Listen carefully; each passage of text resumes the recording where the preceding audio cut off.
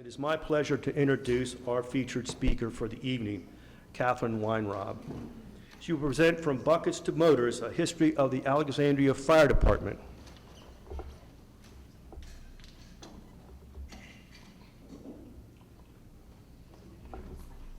Before we dive into her presentation, I'd like to share a bit about her background and her wealth of knowledge on this topic. She earned a bachelor's degree in American history with a concentration in historic preservation and a focus on American history until the Reconstruction period. She holds a Master in Collections Management from George Mason's University Museum Studies program. Driven by her passion for architecture and social history, she has primarily focused her career on working in house museums. She's an expert at leading tours and currently engrossed in conducting extensive genealogy research to unearth the rich history of Ivy Hill Cemetery, where she is employed as their historian. She plans to prepare the cemetery for its future role as a museum and historic destination, which includes getting it listed on the National Register of Historic Places. She also served as the historian of the Friendship Volunteer Fire Engine Association, and she authored a booklet in honor of Friendship's Fire Company's 250th anniversary. A few copies of the booklets will be available free of charge after our meeting. And here's a copy of that booklet. Her collaborative spirit has been a driving force in her work. She's a personal friend of mine and a valuable collaborator on several projects, including one where, with the assistance of fellow board member Mark Ludlow, we discovered the unmarked grave of Charles Glasscock in the Methodist Protestant Cemetery in the Wilk Street Cemetery complex. Glasscock was a member of the Friendship Fire Company who was mortally wounded in June of 1852 when a fire engine ran over him. I hope that Catherine would tell some of his story tonight. Please welcome Catherine Weinrob to the stage.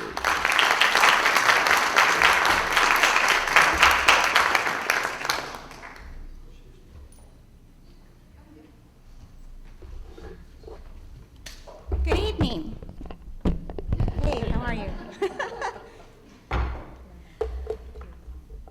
If I were to say historic firefighting, how many people think of horses? Yep, okay, here we go. I want you all to take a good look at this picture right here, this illustration, because this is the big part of what I'll be talking about tonight. Volunteer firefighting in the 18th century was man-powered. That means apparatus were hand-pulled. No matter what the streets were, be it dirt, cobblestone, whatever was in the streets, whatever the weather, and no matter how long it took for a fire to be put out, they still would have to pull it back to where it was being stored as a volunteer. So, let's begin. So as we know, Alexandria was organized 1749. Most of the time for volunteer firefighting, the city was divided into 4 wards that helped to get the firemen to where they needed to be. And I'm not being sexist when I say firemen. The first female firefighter was hired in 1974. At one time, there were 3 fire companies situated around Market Square. They had either engine sheds or engine houses, not stations. So a shed held their primitive buckets and ladders, and then the engine house is what it says. So the first floor was the engine or apparatus room, and the second floor was the meeting hall. Nobody stayed there. So as a volunteer, you had to pay dues 4 times a year. You supplied your own uniform, and you provided buckets to the fire. As a citizen, it was a law that you had to have a bucket per floor of your residence. It had to have your name on it, and it had to be represented at the fire. If any of these were not met, you were fined by city council. Just like today. No. All right, so our first volunteer fire company was Friendship, and that formed in 1774. It originally was located on Market Square, and then it moved a few times till its final location on Alfred Street. Yes, I said 1774, so we are in the 250th anniversary of that company. We will be having events throughout the year, including a muster and a symposium, so please stay tuned for that. Friendship was, again, the first one, and when it became a paid company, they chose not to join. They became a backup company, and in the 1870s, we'll talk about in just a minute, they kind of went defunct and entered a stage of parades. And then in the early 20th century, they actually reorganized to a charitable organization that still meets today, and they support the museum, the fire department, as well as offer fire science scholarships every year. So this is some of the equipment, the hand-pulled apparatus. We have our 1851 suction pump, and yes, these are still at the museum. However, this one is being conserved right now. This took between 10 and 20 men, and the water source was a well. They were suctioning it out of a well, hence suction pump. This one right here has already been conserved. It is an 1858 hose reel. Prior to that, men carried the hoses on their shoulders, so this helped facilitate to a fire quicker. And this is just, I hope you guys get a chance to see it at Friendship, but this was made by a local carriage maker named Robert Prettyman, and he was actually a member of Friendship.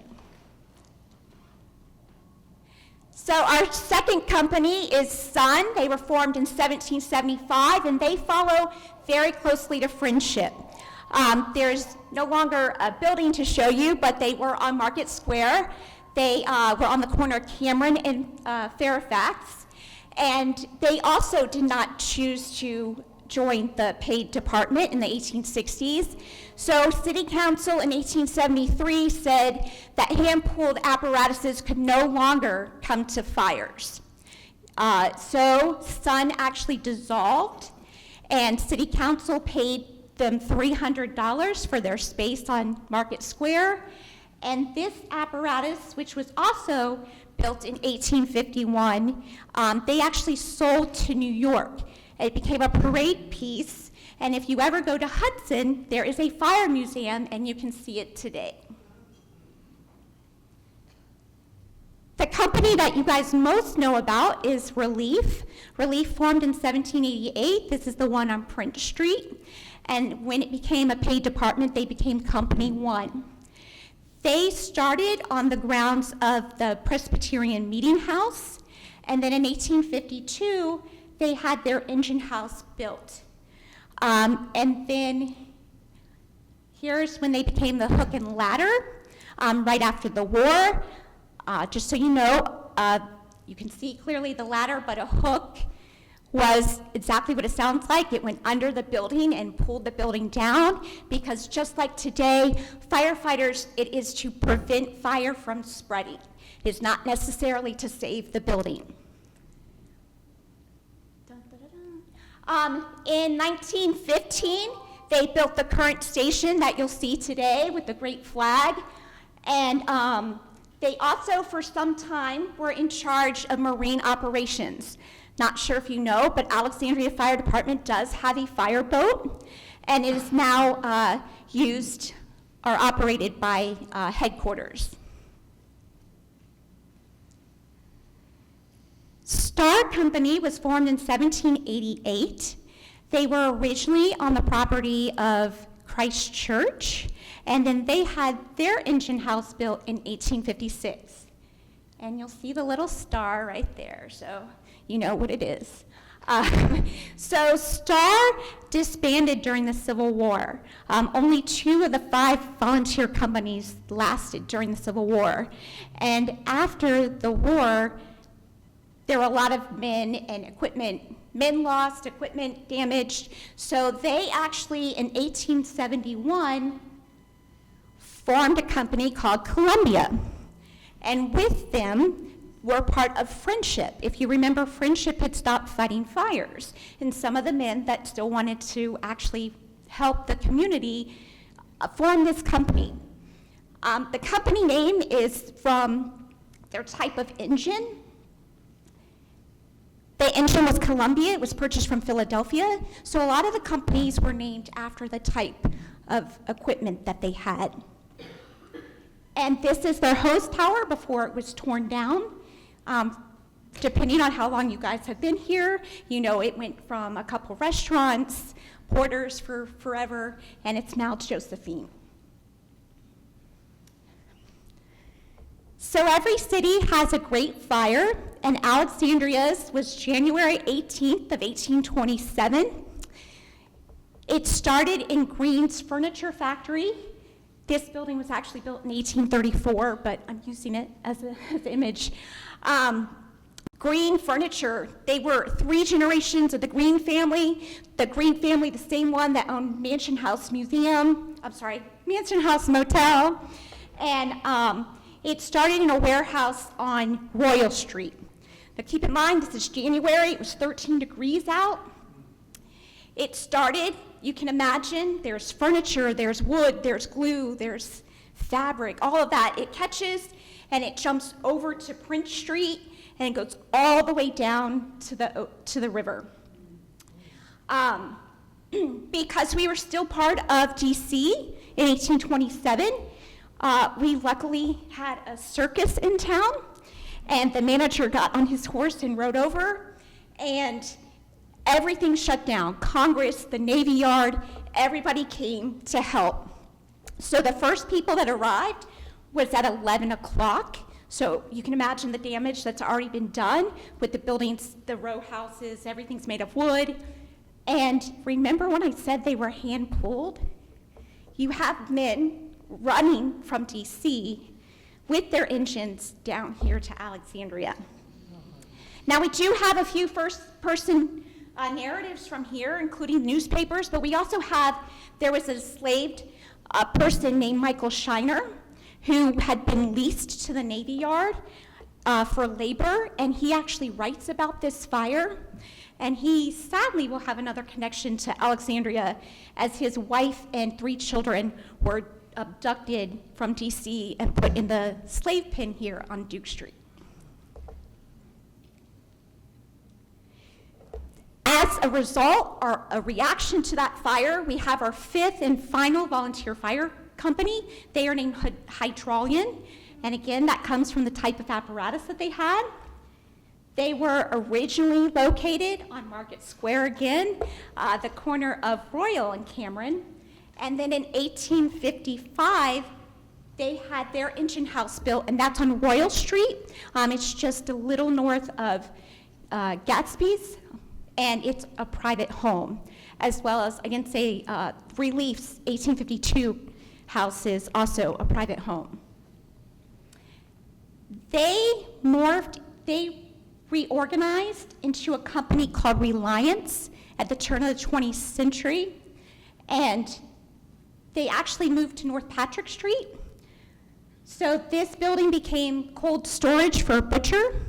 It then became offices, and now it is a private home, like I said. So this is Reliance, and it is now a modern company, if you guys might recognize former chief. Is this 3? It's 5. 5, thank you. I don't know the modern ones. So, the Civil War. As we know, Alexandria was Union occupied all 4 years. The first troops that came with Ellsworth were Zouaves. Zouaves were a type of firefighting troop, and with them they brought 2 steam engines. Oh, sorry. Yeah, just kidding. 2 steam engines. This is going to change the entire look of firefighting. When the Union came, they took over all 5 companies. They pushed them out. They used their equipment. This is one of the reasons why a lot of companies weren't able to continue after the war, but they also built their own Union engine house, and this was on Fairfax between Princess and Lee. So that steam engine. That steam engine took from 10 to 20 men to 2 to be able to operate this. You had a driver and you had the person shoveling coal. It was also really heavy, and this is when horses became used. So horses were only used for about 60 years of the entire firefighting history, although that's what we think of. This is the Columbia steamer, and you can see these tracks that help take the metal wheels out. If you were on Prince Street, you're looking at Relief.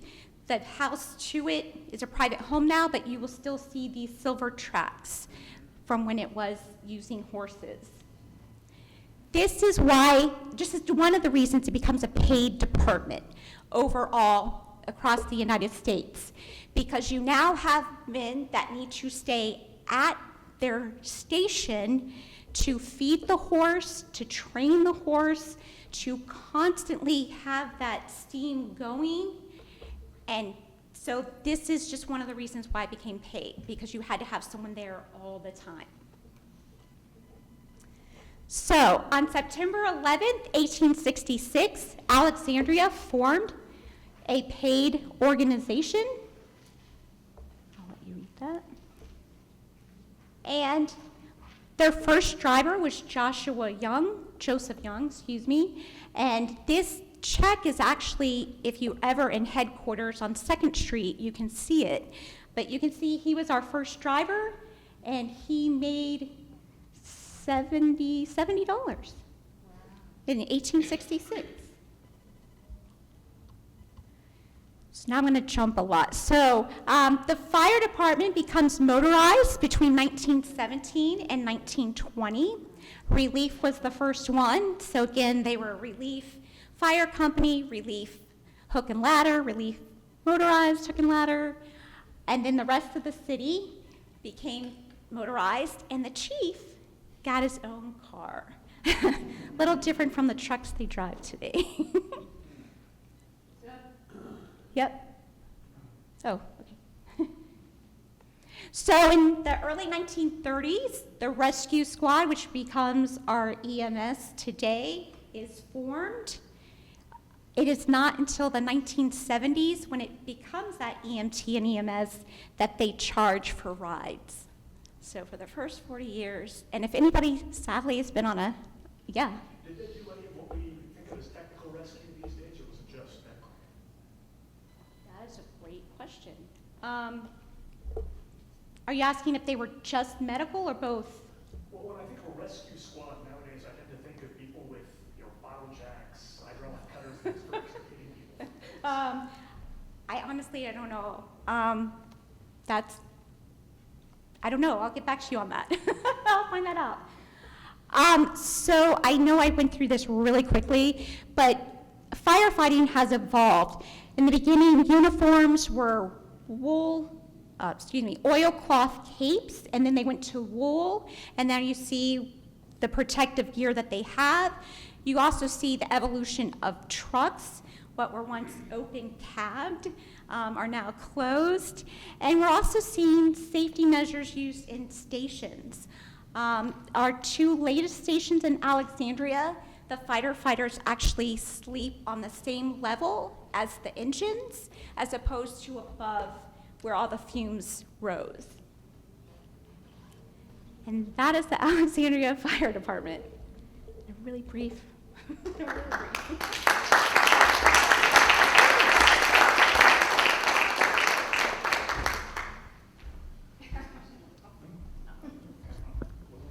Well, thank you very much, Catherine. Fascinating program. I'm going to open it up to Q&A for Catherine. Has anybody got questions? Paul? I was wondering, why did it take so long to involve horses in this process? And I'm sure it wasn't out of respect for the horses. Money was a thing, because as volunteers, they're not getting support from the city. They're raising their own funds. It's just the way the engines were built at the time. It was also a pride thing. When the steam engine was introduced, it actually took about 10 years before it caught on because men were worried about losing their jobs, even though it was a volunteer. Yes? You spoke about Robert Perriman in the very beginning of the 1870s. Now, does that have any relation to the courthouse, Perriman in D.C.? It was Robert Prettyman, so I don't know if that's Was that a different person? Different person. Okay. somebody. Okay, thank you. Mark? And there was apparently some relationship early on between insurance companies and the fire companies. Can you elaborate on that? Oh my gosh. Okay, so after the Great Fire of London, you have insurance companies forming, and they will create fire marks or fire plaques. They were used in bigger cities like Chicago, Philadelphia, and they were never used here. So if you see them around, they don't belong here. What does that mean, the fire flag? The mark, so what it was is different companies, if they put out your fire at your house, then city or private insurance companies would actually pay the men to help replenish, actually award them as well as replenish what was depleted in the war, in the fire. We were talking earlier about the movie Gangs of New York Yes. and have competition. Did Yeah. we ever have competition between the fire station groups? Yes. For money purposes? Not for money, again, it goes to pride. So here in Alexandria, at one fire, bricks were thrown between two different companies. It was also once, they were called plugs, but hydrants, once they appeared in 1852. You had your fastest runner would go and try and sit on that and wait until the company came, and if another company came before that, then they started fighting. And that is another reason it became paid, is overall they thought if you were paid, then you would kind of respect and follow the rules. Can I ask a follow-up question on the fire mark question, which is you say that all the ones in Alexandria, they're not really from Alexandria, it's more of a Philadelphia thing. So how did the system work in Alexandria with the insurance, with his questions? Oh, I'm sorry. Relationship between the insurance company and the fire company. So there were fire insurance companies here, but they didn't start until the late 19th century. And I could be wrong on that. I know this. So it was more as a citizen, you paid the insurance company. So if your house was caught on fire, the insurance would cover you as a citizen. It has nothing to do with paying the firemen for their job. Does that make sense? I'm sorry, you had, yeah. I was wondering if you could tell us a little bit about the plaques that are displayed on how the fire. Oh, yeah. So those are the ones that came out of the Great Fire, and they're not here. They represent different fire insurance companies. If you ever see one with a tree, that's Ben Franklin's, who is our father of volunteer firefighting. Yes.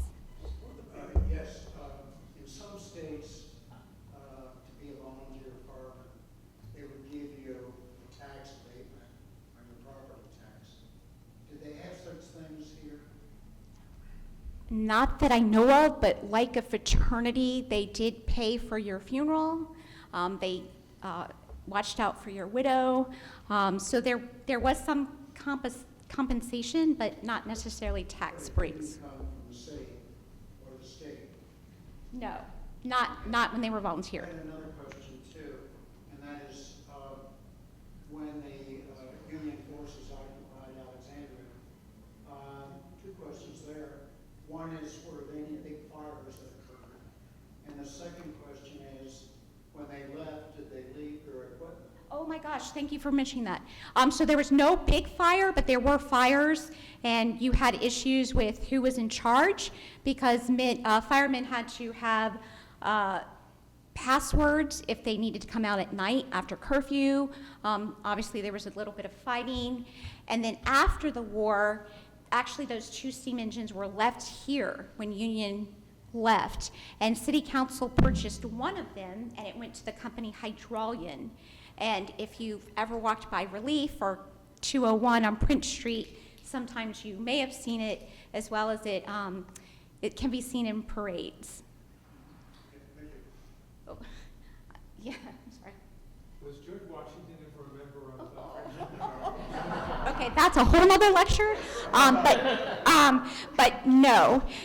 Just very quickly, in the 1870s, when friendship started declining, that is the first story that you hear of George Washington in 1878, that he fought a fire with the friendship pump, and then it just grows from there. It at one point becomes part of the veterans' history, which we have since stepped back from, but he was very, very prolific writer, and there is nothing in his diaries, as well as the day of that fire that he supposedly put out. It's not in the paper. And even in 1787, it would have been mentioned. Yeah. One of the big mysteries of Alexandria fire for me is that we are surrounded on all sides by jurisdictions that still to this day have volunteer fire and EMS components, and we are somehow the only jurisdiction that doesn't. How did we end up with that state of affairs? Oh my gosh, it's another modern question. I honestly don't know, but I'm gonna get your information so I can figure it out. Yes. What role prior to the Civil War did slaves and slavery play in any of this, if any? I know before the Civil War that African Americans did help with putting out fires because citizens helped, and a lot of times their slaves would come. So we do know friendship in 1852, which was when Charles Glasscock was run over by that red suction pump. I don't know what exactly happened, but then they passed a law from friendship saying that no slaves could come on a fire. So it might have been something with the incident, it might have just been the time. But we know during the Civil War there was a mecca of African Americans coming here, but I'm not certain if they helped with the fires. So you mentioned that firefighting duties were split between the various wards. When it came to the Civil War and things like contraband settlements like Ford Ward, how was firefighting dealt with in the case of these more informal areas? I'm sorry, you want to know what happened during the Civil War with contrabands? I'm sorry. How was firefighting dealt with in African American communities, basically, that didn't fall neatly into the lines of the wards? So I'm going to say prior to the Civil War, again, the city was divided into 4 wards, so everybody got represented. One company would be in charge per ward, so you kind of had someone to listen to, and obviously that would have included African American, the different sections of Alexandria. There's actually not a lot written during the Civil War because it's more about the battles, but here in Alexandria, it's more, there was a fire on King Street, U.S. steam engine put it out, and that's all we have. Or friendship helped. There's not really a lot of information. Yes. When did ambulance service start? So that was in the early 1930s, and then it morphed into what you guys call EMS. Yes. What prompted its creation in the 30s? I tend to think of it as something that really started in the 70s. Well, again, EMS formally organized here in Alexandria in 1976, but prior to that, they were offering rides for free. So maybe it kind of developed out of that, but I know nationwide, the 70s is when you really see the rise of the EMS. But do you know if there was something in particular that prompted them in the 1930s to create this thing for the first time? I'm gonna guess they had being motorized. They had more of a way to take people, but I don't know. You were asking some really good questions. They're all modern, so I don't know. Thank you, Catherine.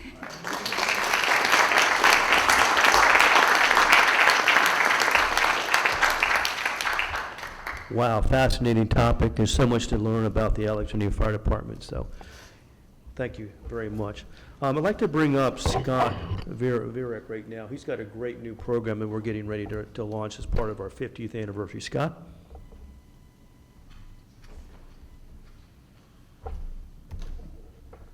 All right, thank you, Dave, and hello, everyone. Thank you all for coming out tonight. Two things that I want to spread the best message about. Number one, the Alexandria Historical Society now has bookmarks. So, guessing that if you love history, you love reading, so we hope these will be of use. So if you don't have one yet, please feel free to grab one. If you have one and you want to give some more to your friends, by all means, grab more.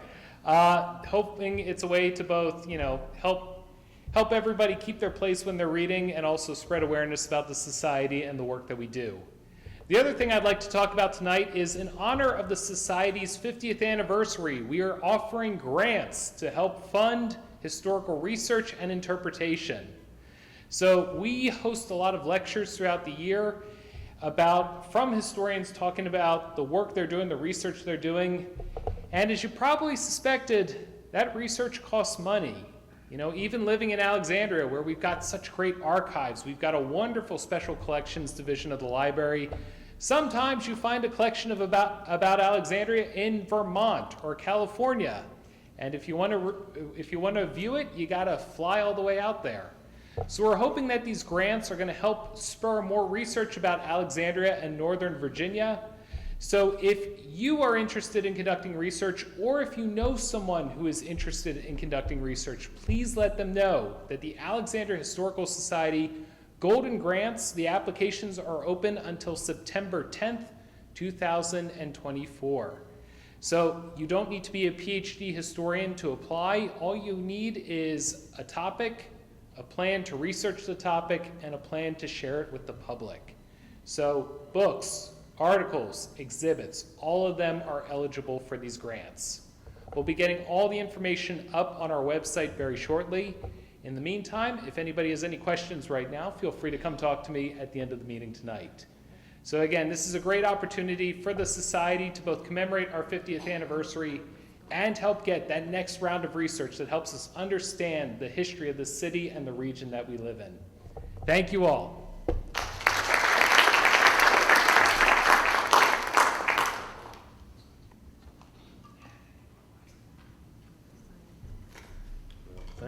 Thank you very much, Scott. I really appreciate you.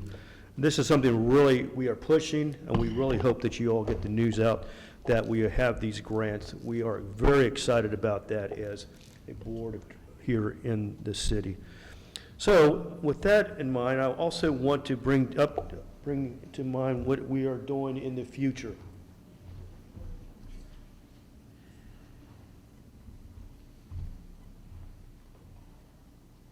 Oh, great. So here, coming up in autumn of 2024, on Wednesday the 25th, here at the Lyceum, join us for a captivating presentation by Madeline Firestein, a dedicated docent at the Lee Fendel House and a co-founder of the Civil War Research Team. She's developed the popular Civil War hospital tours that the Lee Fendel House conducts, and she will discuss a fascinating topic of investigating Alexandria Civil War prisons, confinement, and justice during the Union occupation. It's a very fascinating lecture. I have seen it once. I was very impressed with her research and her ability to present it to the public. And then on Wednesday, October the 23rd, at the Lloyd House. Now, that's a change in venue. Originally, normally our lectures were in this room, but that day, this room is going to be going under renovation. They're adding new lights here. So at the Lloyd House, join us for a fantastic presentation by Alexandria's own living legend, Char Margargo Ba. She is a renowned expert in African American history and genealogy, and she will share her insightful research on George Mason's slaves. We had a fantastic History Behind the Scenes event at Ivy Hill Cemetery about 2 weeks ago. It was wonderful. Catherine led it. Mark was involved. We had a huge turnout of folks that came, who came to the event and toured the cemetery and was in the historic vault there. We're going to do that again, but not in a cemetery like Ivy Hill. We're going to do a Civil War U.S. Colored Troops walking tour on July the 13th, beginning at 9 a.m. to 11 a.m. The tour includes stops at Freedom House, which is located at 1314 Duke Street, and the site of the former Franklin and Armsfield slate pen. We're also going to venture over to the site of the former Overture Hospital. Then we're going to venture over to the Alexandria National Cemetery, and that includes a visit inside the Historic Superintendent's Lodge, which is rarely open, but we were able to get that lodge open for you all. And on August the 8th via Zoom, learning about history through photography. Let's see, there you are. And that is going to be with the Alexandria Archaeology staff member. That's going to be a wonderful presentation. Ben is a fantastic presenter. And on November the 11th via Zoom, Basics of Oral History. So as we conclude our meeting tonight, I'd like to encourage all of you to stay involved with the Alexandria Historical Society. If you haven't already done so, please consider renewing your membership or volunteering for one of our upcoming events. Your support and participation are crucial to our organization's success. Please also spread the word and bring your friends and your family. The more we get here, the better it is for us to help us preserve Alexandria's history. And so with that, I want to thank you all for attending tonight's meeting. We hope you have found it informative and enjoyable. And if you have any other further questions, please don't hesitate to contact any of the board members that are present tonight. Have a wonderful evening, and we look forward to seeing you at our next event. Thank you.